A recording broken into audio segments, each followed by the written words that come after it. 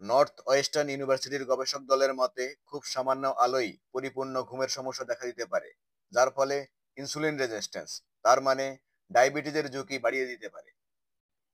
অন্ধকার যত বাড়বে, আপনার শরীর হৃদস্পন্দন কমিয়ে দিয়ে আপনাকে বিশ্রামের জন্য আমন্ত্রণ জানাবে। গভীর রাতে মেলাটোনিন হরমোন সিক্রেশন হয়, যা অ্যান্টিঅক্সিডেন্ট হিসেবে কাজ করে। থাইরয়েড ও কর্টিসল হরমোন রাতের বেলায় ভারসাম্যতা তৈরি করে, যার ফলে শরীর নানাবিধ রোগ প্রতিরোধ ক্ষমতা তৈরি করে।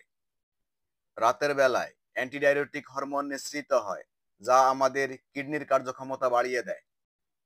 সন্ধ্যার পর থেকে আপনি যত বেশি আলোতে থাকবেন, আপনার ডায়াবেটিস, হৃদরোগ, ক্যান্সার সহ নানাবিধ রোগের ঝুঁকি তত বাড়তে থাকবে।